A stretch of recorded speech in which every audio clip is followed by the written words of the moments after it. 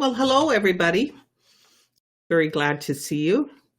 And I'm sorry I've got a little throat lozenge in my mouth. I have a bit of a sore throat. I hope it doesn't lead to anything. Anyways, we've got one more week to go, and I gotta tell you, I'm looking forward to a little time off. I haven't had one all year, so I'm looking forward to the holidays, and I hope you are all ready for the holidays as well. And before I forget, I want to make sure I wish you all a really, really great holiday season. Thank you for being here. We're going to talk about what I think all of us in real estate know is so, so, so important.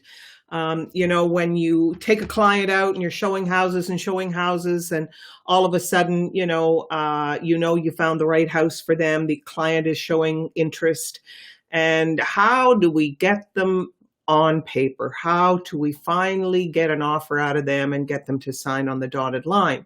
The same is true when you're on a listing appointment and you've done a good job. The seller has to sell, and you're doing everything you can to try and get them to sign the listing. And how can we do that? So this little course today is designed to sort of help in that direction.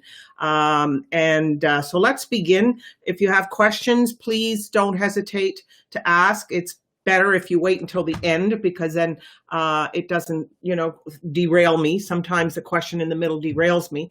Anyways, so there is no commission on a deal that was almost made. I mean, I can't remember how many times in my career that I've said, oh my God, I can't believe we didn't get that deal. I can't believe I didn't get that listing. I was sure I was going to get it, kind of thing. I've said that many times in my years of the business. So there's no deal when there's no commission when a sale is almost made. So the definition of closing is helping people make decisions that are good for them. Now, here's the interesting part: decisions that the client probably would not be able to make without you. In other words, most people need help in making a decision, especially a really important decision. Most people don't make it all by themselves. There's somebody who's, giving them a little push, if you will, or a little handhold to drag them across the finish line. But people need help with this. And that's what the real estate agent's job is. I believe that one of the most important things that you can do in life is helping people buy a home. It's their only hedge against inflation as they age, when they become old, knowing that you have a home and you have lots of equity in your home to help you rest comfortably for the rest of your years when you're retired. So it is our job as real estate people to help people afford to get into their home and help sellers make the decision to sell. So, interesting point. Closing is about how many times you ask for the order, if you will, attempts, and how good you are at being able to convince people and to motivate people to act, because that's what this is all about. So if you increase your closing attempts, in other words, how many times do you ask through the course of your time with these people, trying to get them to put an offer in or trying to get them to sign on the dotted line on a listing? How many times do you ask? If you increase that by only 25%, and if you practice more, if you watch more videos on, closing and watching real estate agents overcome objections, and, take the time to really practice and learn some strategies, if you increase that only by 25%, your earnings will go up by 75% next year. So this should be a year that you work really hard on increasing the amount of attempts, how many times you ask. I say to people, you have to ask a minimum of 4 times, minimum. Because they'll deny you at least that many times. They're not just going to say, okay, let's do that. I mean, it happens, but rarely. Most of the time, they're gonna look for excuses to wait, to not sign now, to think about it, to talk to their family, all these kinds of objections are going to come up. So, here's sort of what we're talking about today. So, Very important that you master closing, and have a variety of scripts. Live conversion beats text and email messages. In other words, I always say to people, don't try to close over a telephone. And in other words, don't try to get them to agree to list with you over the phone and think that you can go to their house, the next day or a few hours later, and they're just going to pick up a pen and sign. I guarantee you, you might get them to say yes on the phone, but by the time you get to their house, they've got 20 other things in their mind and they're saying no again. So understand, it is so much better to be sitting across the table. That's why I always say, when you're a buyer's agent, understand the rules and make sure you get to be present whenever possible on an offer presentation. And because there is this natural, when you're sitting across the table and you're negotiating or you're having a conversation with someone about a particular, problem they have or an objection they have, this back and forth conversation is really the best way to overcome the problem. You can't do that by email. You can't do that as effectively by text message. It's not even as good doing it by a telephone call. There's something about sitting across the table from someone when they look you in the eye and you're able to look them in the eye and they can feel you there, that makes such a difference. So always, whenever possible, you want to be there. And I know that today I ask this question all the time in real estate. When you're a buyer's agent, how many times do you just email the offer to the listing agent because the listing agent asks you to do that? There is a rule, an MLS rule that all of us have to live by, okay? There's no different rules for you than there is for me or anybody else. And the rules are as such, unless they've changed, and, I leave myself open for a debate. If I'm wrong, I'm happy to listen and want to be corrected. But the last time I checked, which was recently, MLS rules say that you as a buyer's agent have the right to be present on an offer presentation, unless the seller in writing has to sign a form, a document from in Ontario here. These forms are available through your board. And they sign the form saying they only want their listing agent present at the offer presentation. They don't want anybody else. And that must be so noted exactly that way on the listing. And they are supposed to provide you a copy of this signed notice from the seller so that you can show it to your buyer. Those are the rules. Okay. So just because a listing agent says to you, email it over and I'm going to go present it. He's violating the rules, so at least you should know those rules.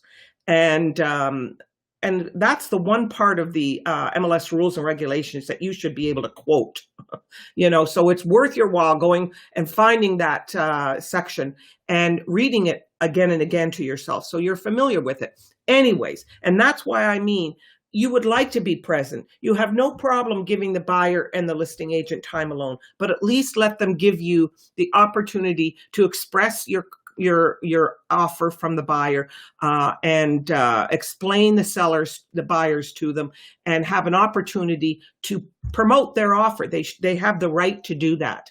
Okay. And then you can, go into your car or go down in the basement and let the seller and the listing agent have time alone. But you should be there, is my point. Because how do you know that listing agent is really the listing agent? Maybe the listing agent's on holidays and, somebody else is taking his place. How do you know this listing agent is capable? It could be that he's very, very inexperienced. So by just faxing your offer or emailing your offer and giving it to someone else to present, you are giving over complete control of your business. And that's something that you need to think about. Okay. So just on a side note, you need different closing scripts. You need different closing scripts in an email, maybe trying to get an appointment, trying to, come over and do a listing presentation for them. So you need closing scripts, a variety of different ones for getting the appointment. If there's a sign back, whether to the buyer or to the seller, you need to know how to deal with sign backs and how to be able to have scripts around that. If the seller wants a higher price or, the buyer wants a lower price, you need to be able to deal with these different types of price objections. And, getting them to sign the listing, getting them to sign the offer, getting a price reduction, giving an extension on your listing for more time.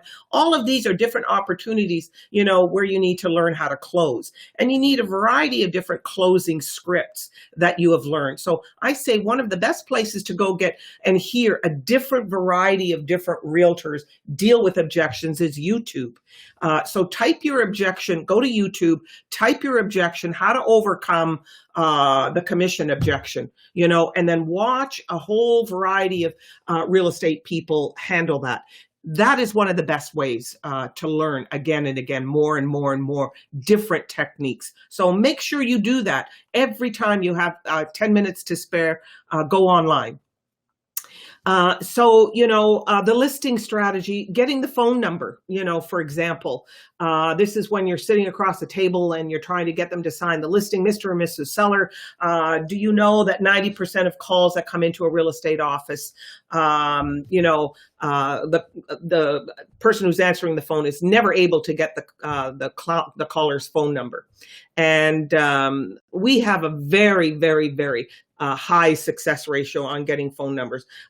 Would you like me to demonstrate to you exactly how we're able to do that? Again, what you're trying to do here, and then I'll give you what you should say here. What you're using is just one little thing, and there's many things that are going to separate you from the competition. So on why you, this is one point that you can make on why you, how successful you are at being able to get phone numbers from callers that are calling in.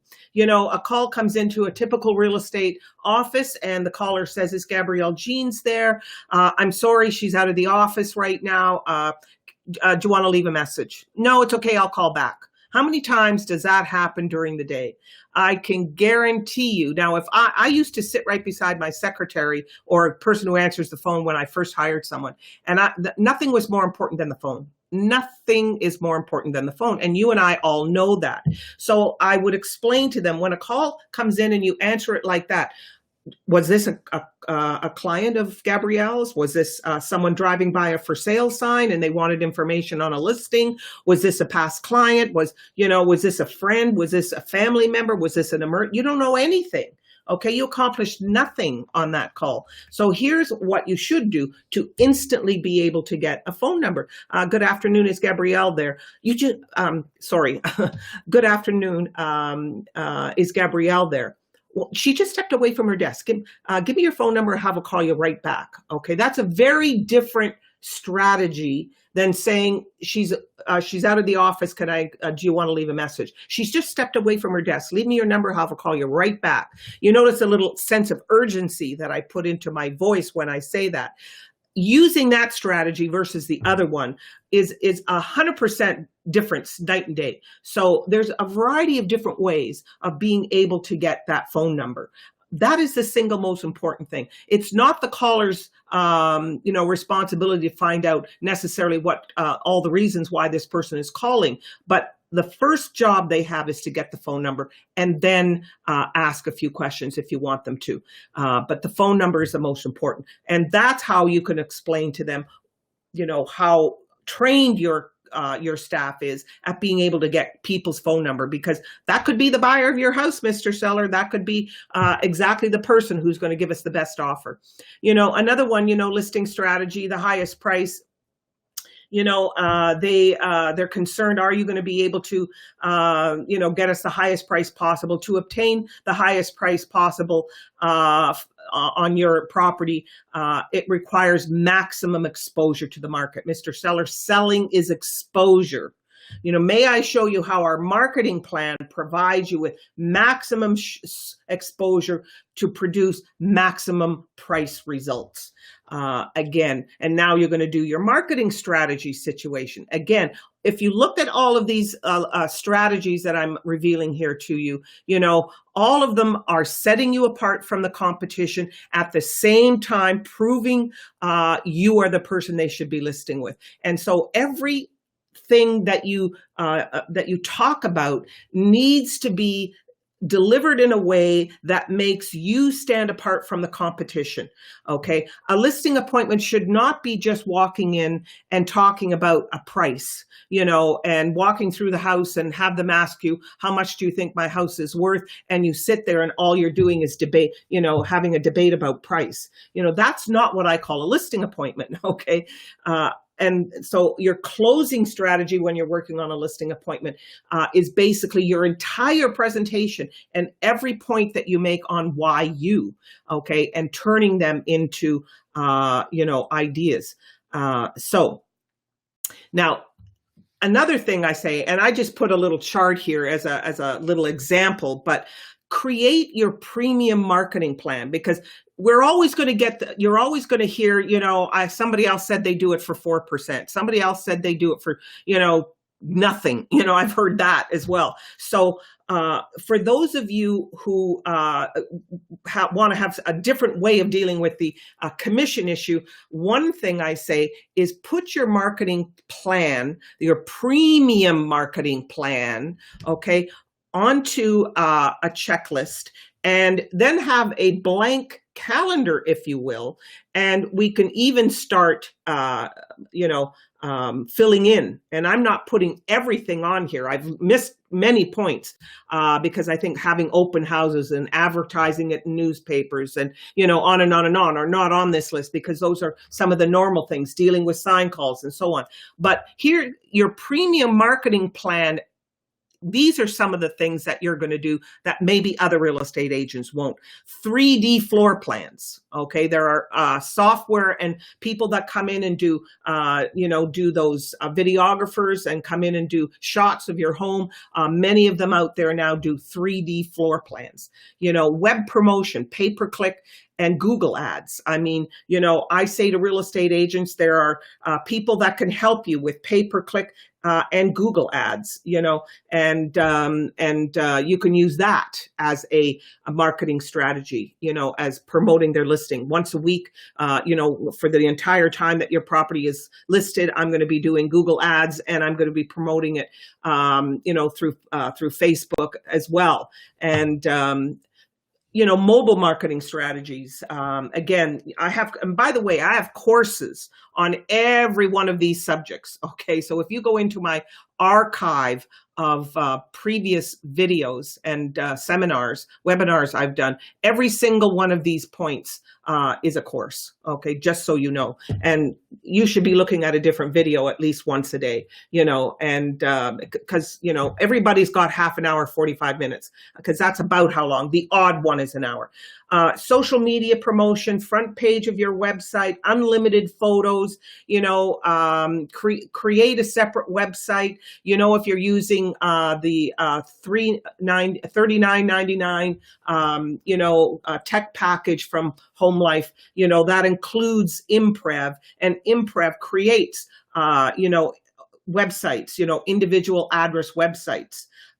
It's all part of the program. You get those 4 different things, and it's a phenomenal marketing plan, and a lot of features built into that you can use to help you promote your premium marketing plan.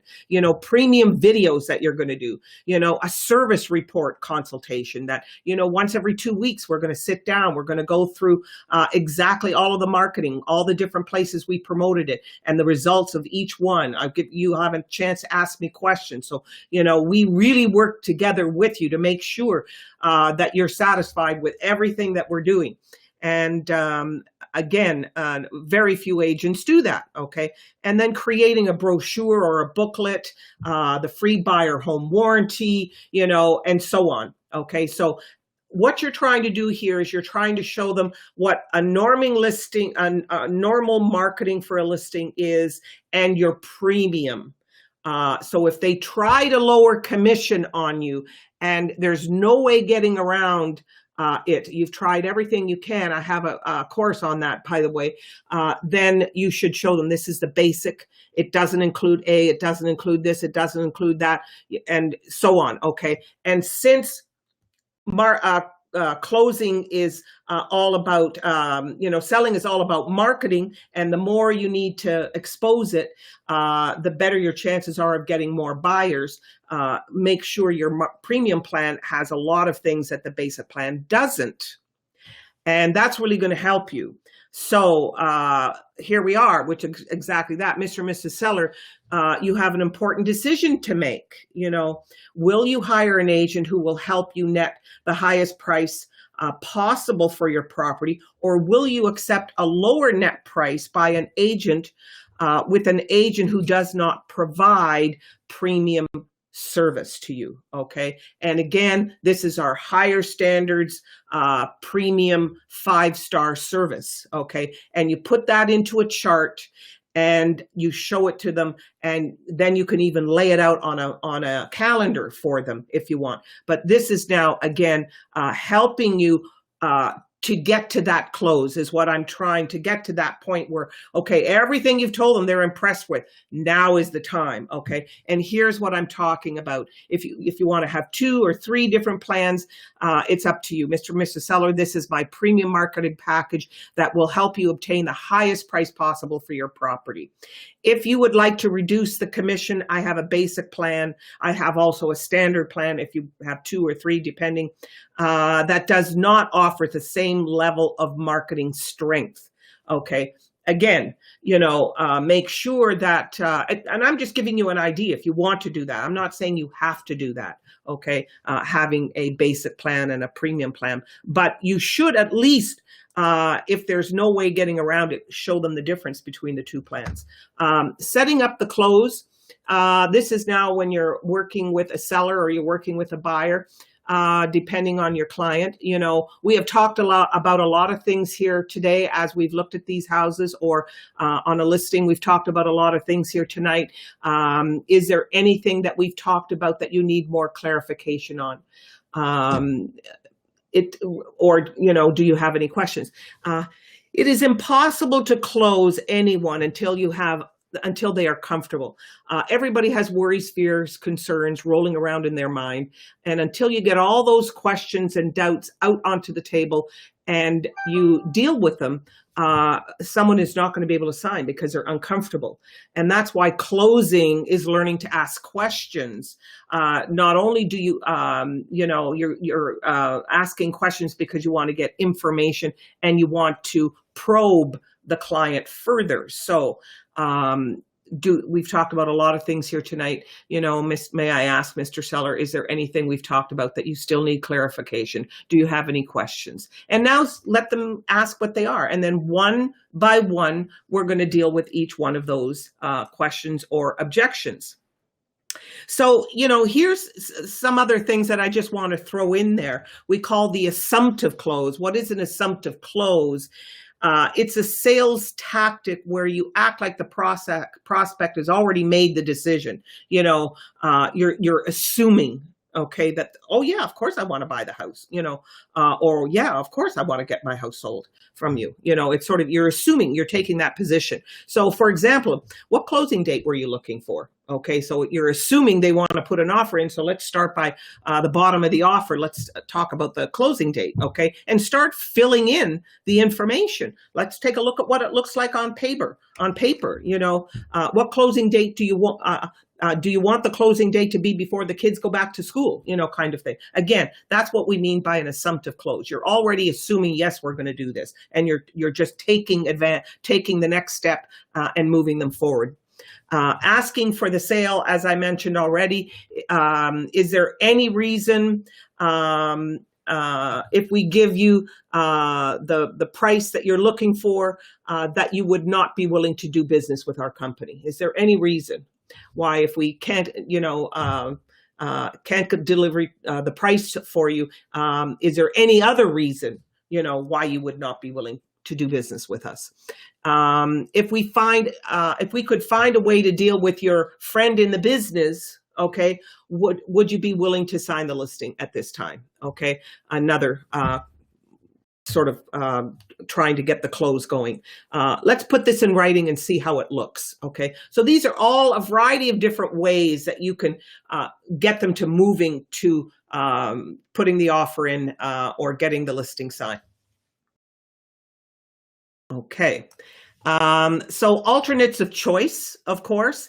And that's where do you want green or blue, kind of thing. Do you want one egg or two? They don't give you a choice. They're only giving you two options, okay, kind of thing. So you can give them three, but two is usually better. The alternates of choice close works by giving the customer more than one clear choice.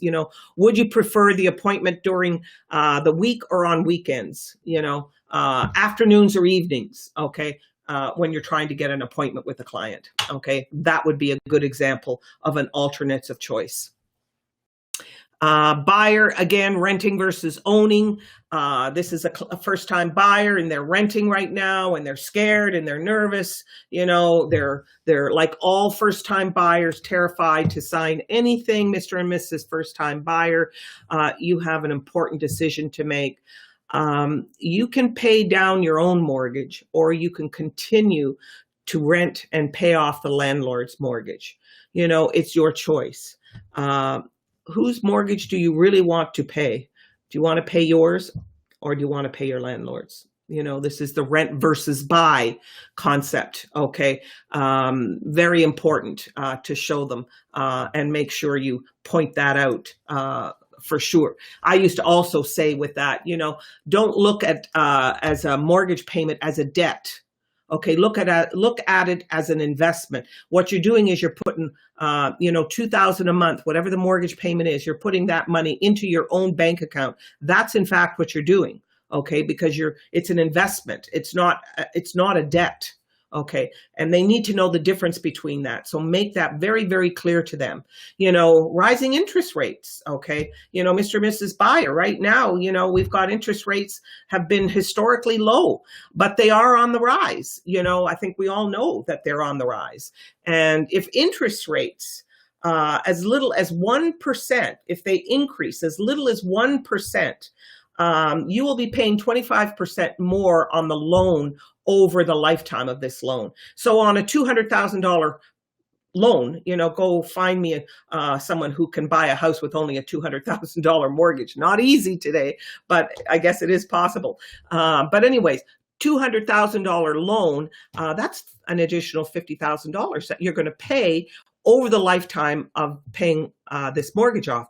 So, you now have the decision to make. Will you purchase now before the rates continue to increase, or will you decide to wait and run the risk of paying tens of thousands of dollars more through the lifetime of this property because of the interest rates? It's your choice. So shall we move forward now, kind of thing. And again, finding a nice way of being able to help make that signature easier and helping them eliminate some of their fear.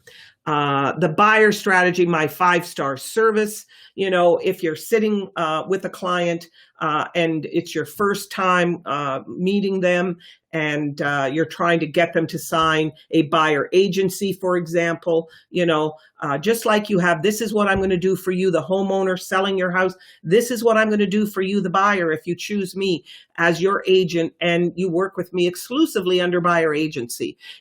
Premium pre-qualification and pre-approval. Like you really go into detail about the pre-qualifying, not only with them, but with everybody who's going to look at the house to make sure that the people I show the house to are truly qualified people who can afford the property.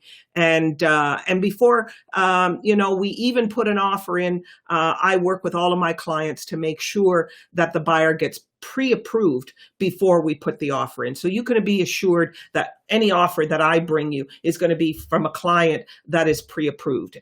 And determining your specific needs and what is important to you. We listen, okay? And I'm trying to bring you the example of being in the listing position and also working with a buyer. That's why that last one I was talking about what you do with a buyer while you're servicing their home to get it sold. So determining the specific needs, it's one thing to listen to what a client says they want, and it's another thing to understand what a client says they need and what you understand that they will ultimately buy. And they're usually not all the same, okay? And so, you really know how to determine, and we're going to make sure I totally understand your needs and your must-haves, so that I understand exactly what is most important to you. Home screening. Before I show you any properties, I want you to understand. I'm going to go out. I'm going to research what's for sale that fits your criteria. I'm then going to eliminate the ones that are sold or off the market, and then I'm going to go out and I'm going to inspect to make sure I understand before I show you that this is exactly what you're looking for. So I'm going to do the weeding out process and selective screening.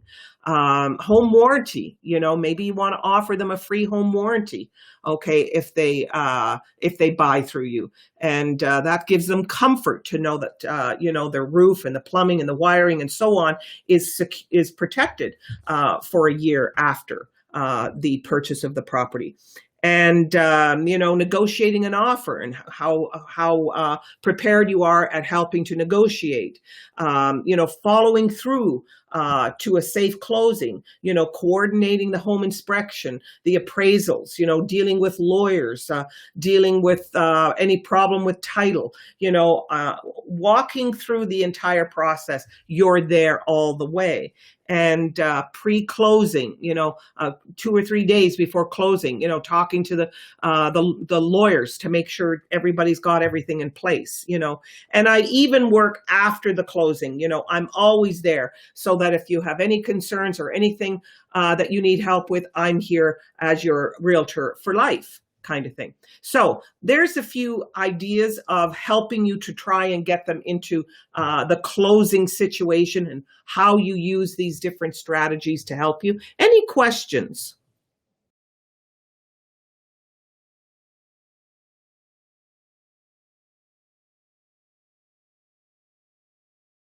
All right, looks like we're all good here. Okay. Thank you all very much. I hope I've helped you. Thank you very much, Ragpal. Nice to see you. I wish I could see you, but nice to see you on here. And again, one more session, and then we're done for this year. We've got a whole new year ahead of us, and I'm looking forward to doing a lot of work with you. And I hope to see you online all the time. Thank you very much, Home Life Realty One and Danny and Alan and Agabita. Thank you all. See you soon next week, the 17th. Thanks.